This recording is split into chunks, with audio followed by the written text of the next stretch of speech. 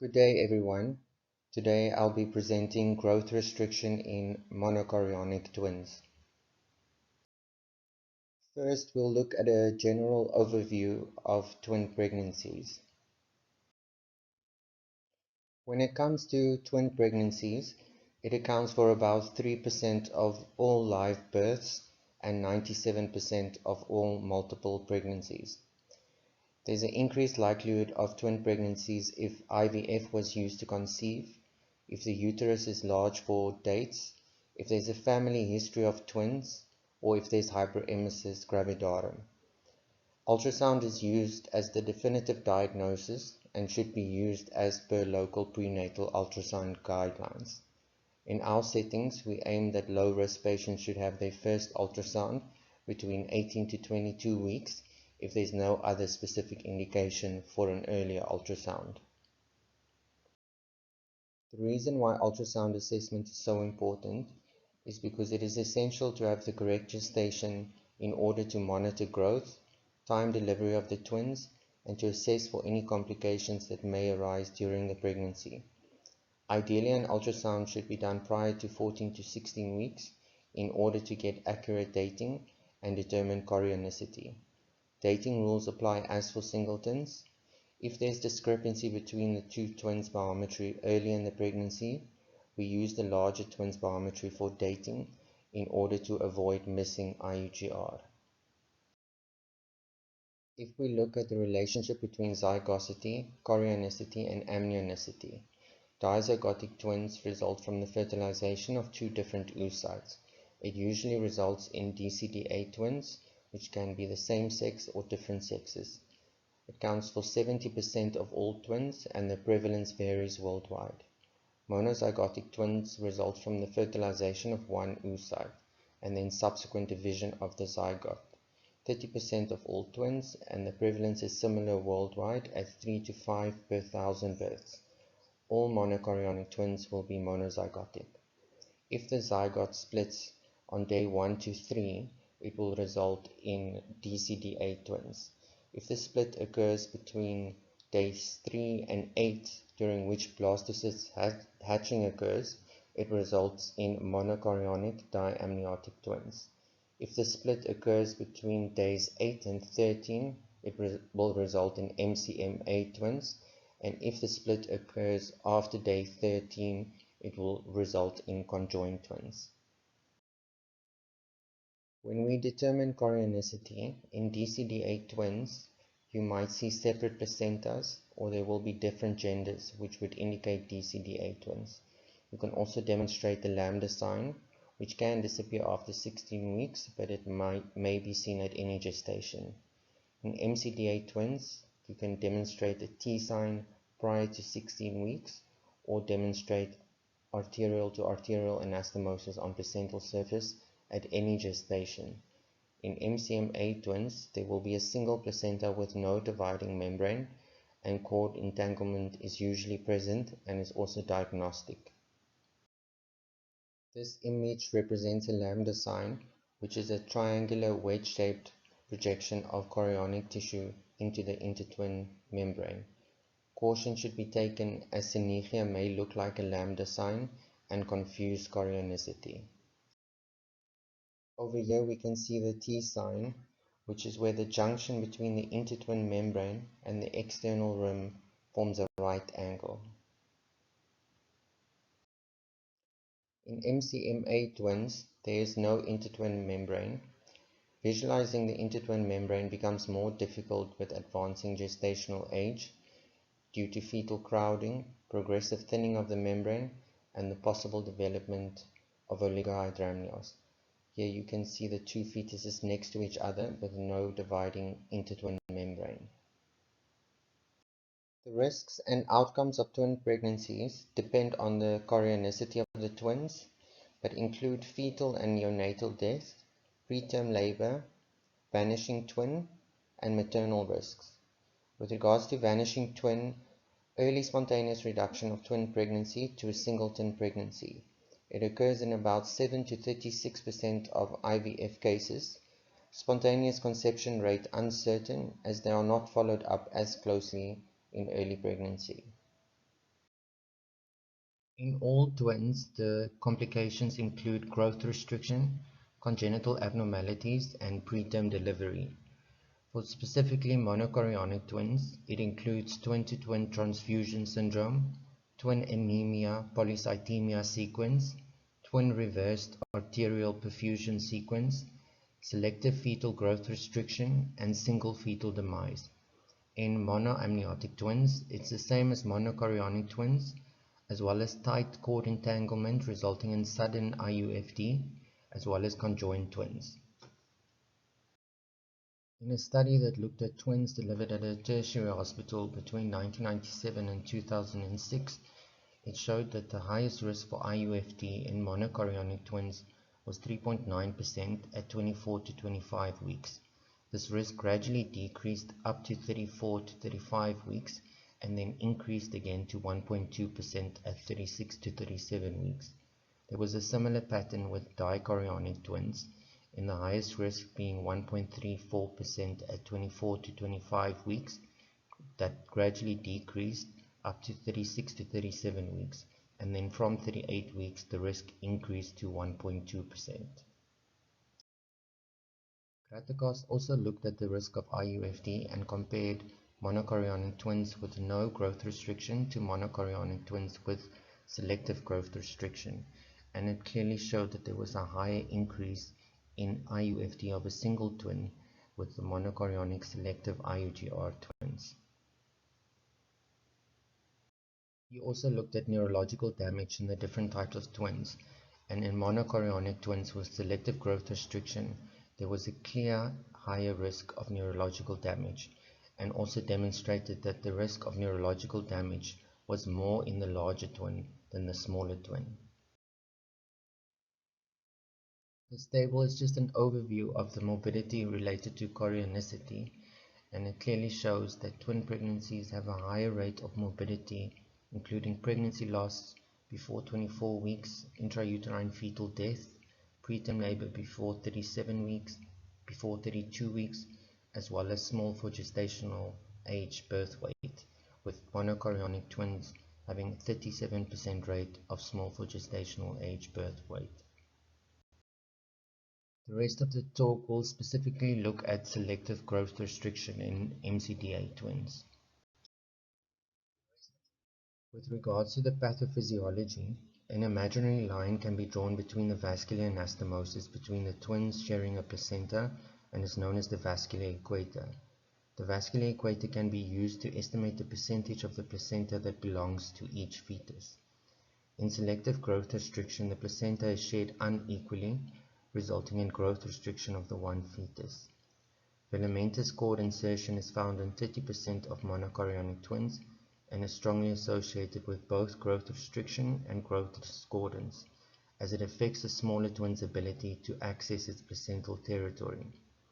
The number of vascular anastomoses are different if the placental share is significantly different, which affects both volume exchange between the twins and the transfer of nutrients and oxygen.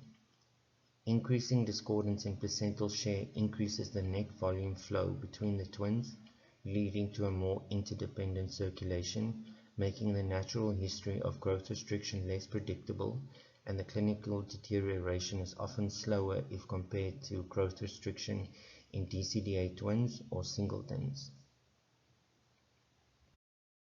In DCDA twins, there are no vascular anastomosis. In MCDA twins, there are three types. There's the artery-to-artery anastomosis that occurs in the chorionic plate and is bidirectional and occurs frequently in MCDA twins. There's the vein-to-vein anastomosis that also occurs in the chorionic plate but occurs less frequently, and it's also bidirectional. Then there's the artery-to-vein anastomosis that occurs deep within the perfusion zone within a cotyledon, and it is unidirectional. So for example, twin-to-twin transfusion syndrome occurs if there is uncompensated blood sharing through the AV vessels.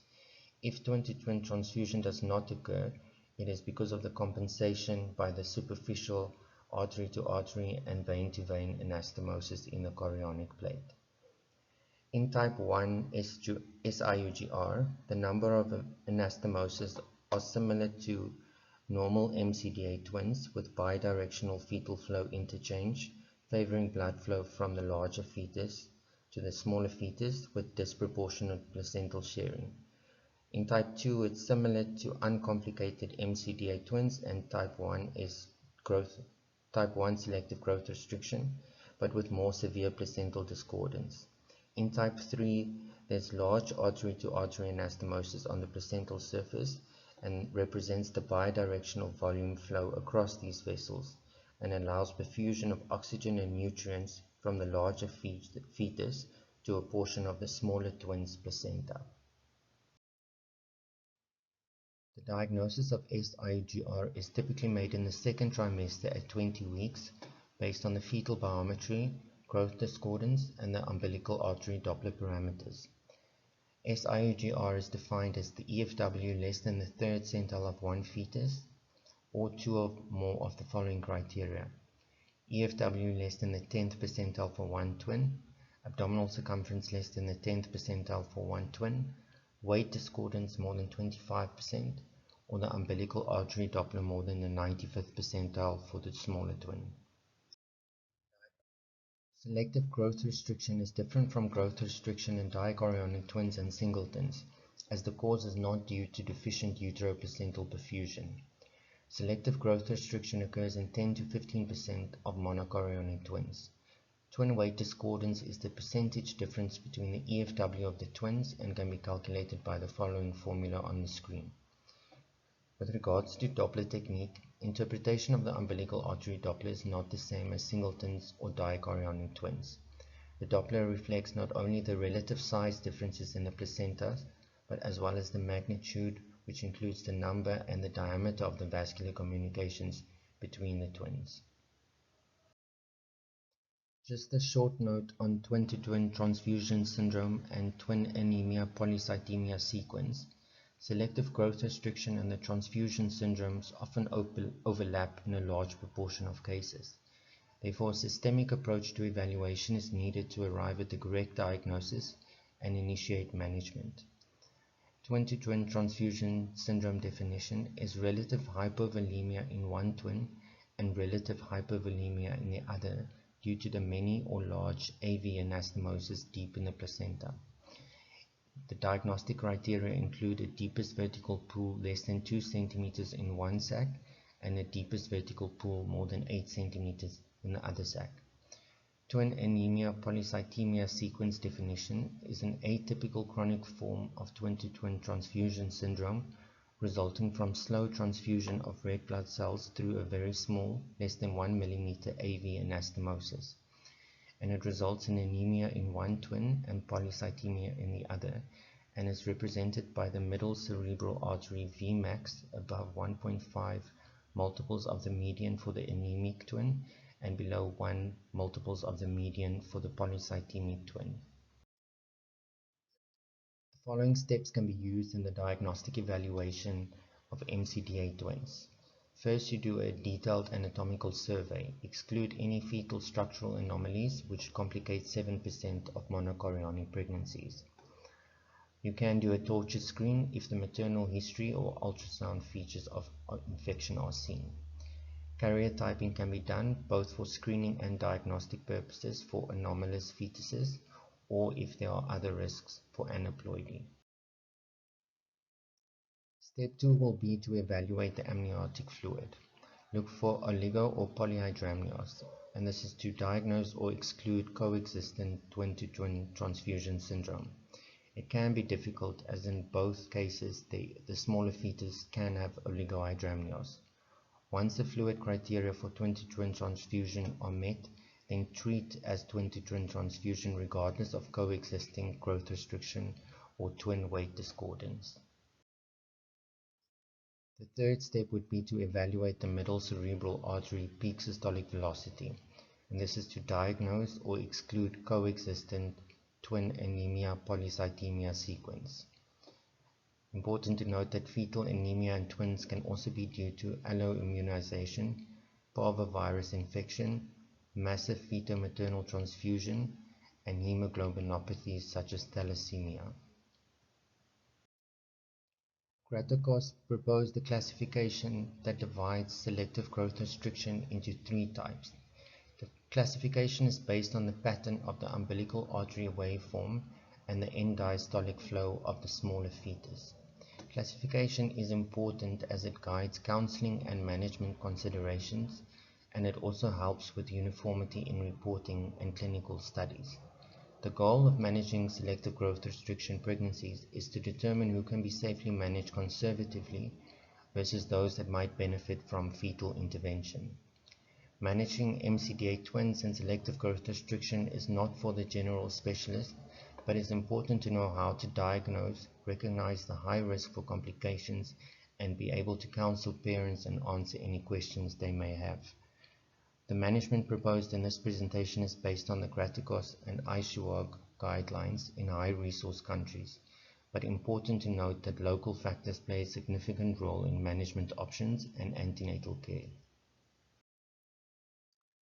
In type 1, there is a persistently forward umbilical artery end-diastolic flow without variation in the waveform and normal or elevated resistance. In type 2, there is fixed absent or fixed reversed umbilical artery end-diastolic flow without variation of the waveform in the smaller twin. In type 3, there is variable umbilical artery flow pattern that cycles between forward, absent, and reversed flow over a short interval. As mentioned earlier, type 1 is a persistently forward end-diastolic flow umbilical artery Doppler pattern with no variation in waveform between the twins. There is normal or elevated resistance. Important to note that type 1 rarely becomes type 2. It has the most stable course and usually has a favorable outcome. IUFD is reported in 2 to 4% of cases. Late onset selective growth restriction, which is defined as the onset after 26 weeks and is usually type 1. It generally has a benign course, but there is higher risk for hemoglobin differences at birth. As mentioned earlier in the presentation, the proposed management is based on Gratikos and ICWOG guidelines. Type 1 management is generally expectant management with weekly Dopplers, including the umbilical artery and the middle cerebral artery Doppler from 20 weeks. From 28 weeks, you add the biophysical profile, which includes the non-stress test, fetal movement, fetal breathing movement, amniotic fluid volume, and fetal tone. If all remains normal, then deliver at 34 to 36 weeks. Gratikos recommends 34 to 35 weeks. Uncomplicated MCDA twins are delivered at 36 weeks but can be delayed to 38 weeks. In our setting, all monochorionic twins are delivered via C-section at 36 weeks due to monitoring concerns. If the umbilical artery Doppler progresses to more than the 95th percentile or the middle cerebral artery peak systolic velocity less than 5%, then increase surveillance to twice weekly and add ductus venosus surveillance. Worsening of the Doppler is seen in 26% of cases, but takes months to develop due to the anastomosis, so fetal status of type 1 usually remains stable. Likelihood for fetal deterioration or fetal demise is low. So in summary, at 20 weeks you would start with the weekly Dopplers. Then at 28 weeks you would add the biophysical profile. If all remains normal, then you can deliver between 34 to 35 or 36 weeks. If at 28 weeks there's progression or abnormal Dopplers, then you would add ductus venosus to monitoring and increase surveillance to twice weekly. If there's any further deterioration, then you would consider delivery.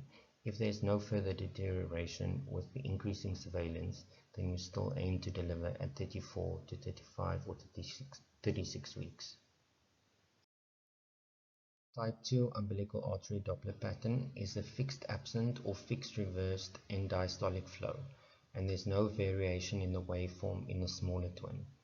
It's associated with mid-trimester deterioration of growth-restricted fetus. 90% of all cases will develop severe fetal deterioration, represented by abnormal ductus venosus Doppler or biophysical profile.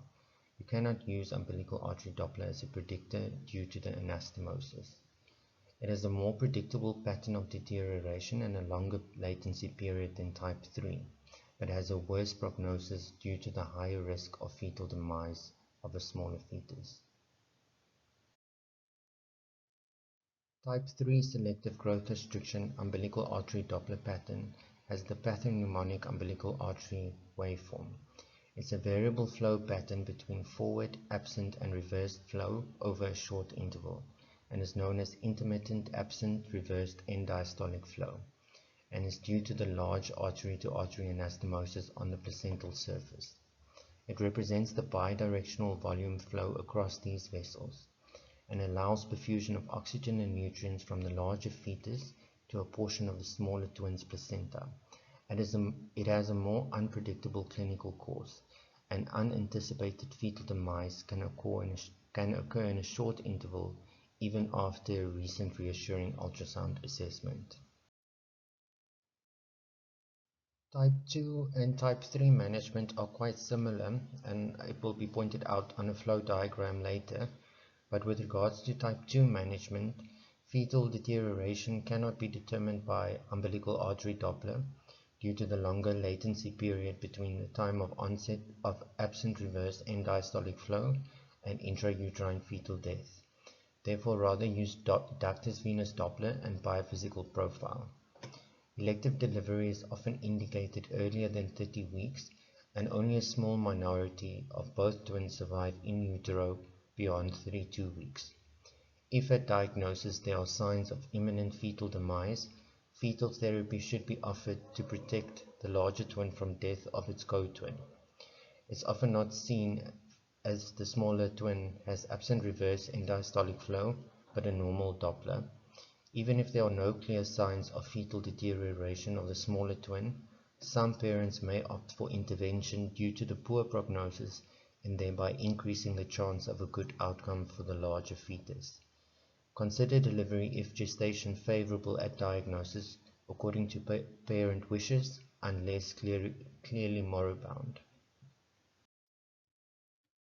Fetal demise of one twin in a monochorionic twins has a poor prognosis for the larger twin, and this is because there is volume shift and acute fetal transfusion from the donor twin to the recipient, the demise twin, and this can occur during episodes of bradycardia of the smaller twin as well, and causes hypovolemia in the donor twin and a type of shock picture and causes end organ damage.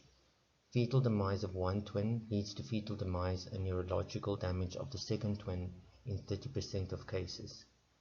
If one twin demises and the other one is still premature, the possible neurological damage has already occurred and delivering immediately won't be of any benefit. Consider continuing the pregnancy if there is no other indication for delivery to avoid prematurity complications and to allow time for possible brain injury to become apparent on ultrasound or MRI.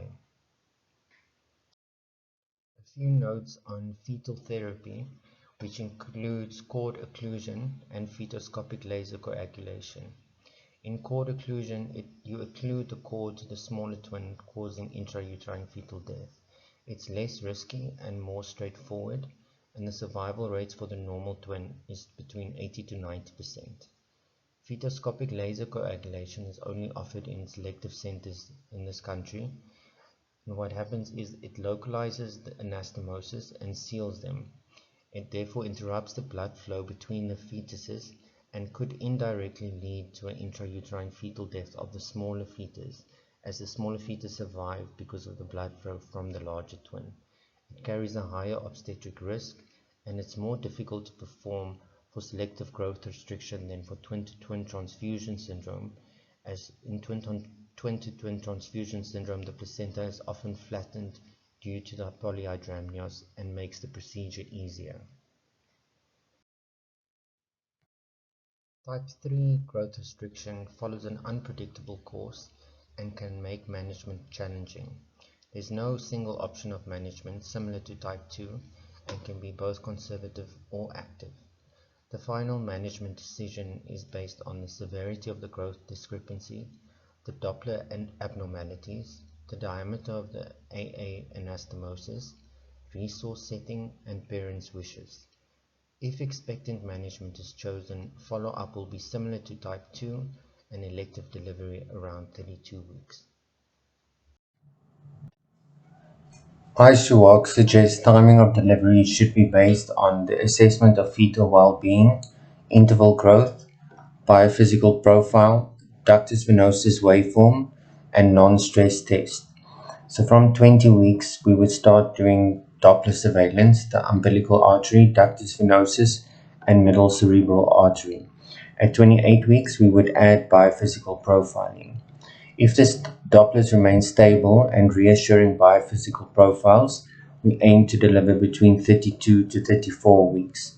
If there's progression, so fetal deterioration, we need to decide if the fetus is pre-viable or viable.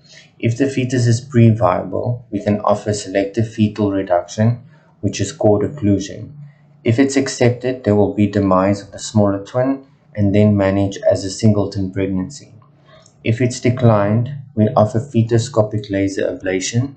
If it's accepted, there might be demise of the smaller twin and then manage as a singleton. If both twins survive, then you manage as a dichorionic twin pregnancy. If fetoscopic laser ablation is not feasible or declined, you would increase surveillance to 2 to 3 times weekly and consider admission at 28 weeks for daily biophysical profiles. If at progression of the disease, the fetus is viable, you would increase surveillance to 2 to 3 times weekly and consider admission at 28 weeks for daily biophysical profiles and deliver at 32 weeks or earlier if there's a standard fetal or maternal indication. Vascular anastomosis may lead to cardiovascular consequences for the larger twin, as the larger twin is perfusing itself as well as the other twin. Hypertrophic cardiomyopathy-like changes is most evident in type 3, and cardiomegaly in a normally grown larger twin can be considered normal and part of the disease spectrum. It's a type of high output failure. It has not been associated with poorer neonatal outcome, but long-term effects still to be evaluated. I would like to take the time to thank Dr. Rademan for giving up time and effort in preparing for this presentation, as well as their invaluable insight and knowledge. I would like to take the time to thank Dr. Rademan for giving up time and effort in preparing for this presentation, as well as their invaluable insight and knowledge.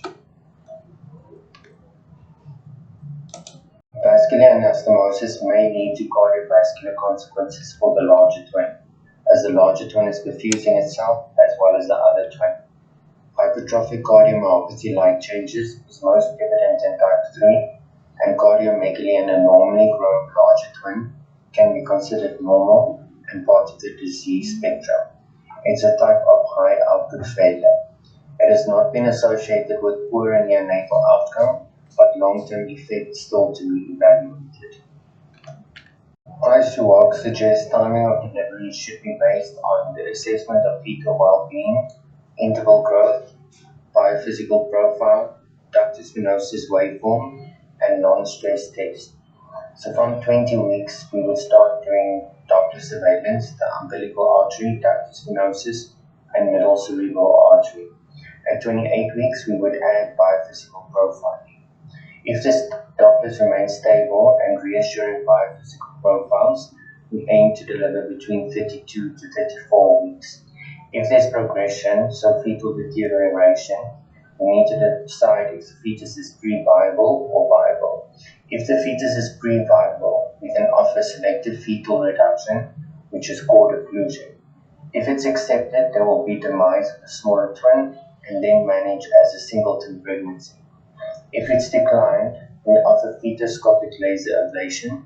If it's accepted, there might be demise of the smaller twin and then manage as a singleton. If both twins survive, then you manage as a dichorionic twin pregnancy. If fetoscopic laser ablation is not feasible or declined, you would increase surveillance to 2 to 3 times weekly and consider admission at 28 weeks for daily biophysical profiles. If at progression of the disease, the fetus is viable, you would increase surveillance to 2 to 3 times weekly and consider admission at 28 weeks for daily biophysical profiles, and deliver at 32 weeks or earlier if there's a standard fetal or maternal indication. Type 3 growth restriction follows an unpredictable course and can make management challenging. There is no single option of management similar to type 2 and can be both conservative or active. The final management decision is based on the severity of the growth discrepancy, the Doppler abnormalities, the diameter of the AA anastomosis, resource setting, and parents' wishes. If expectant management is chosen, follow-up will be similar to type 2 and elective delivery around 32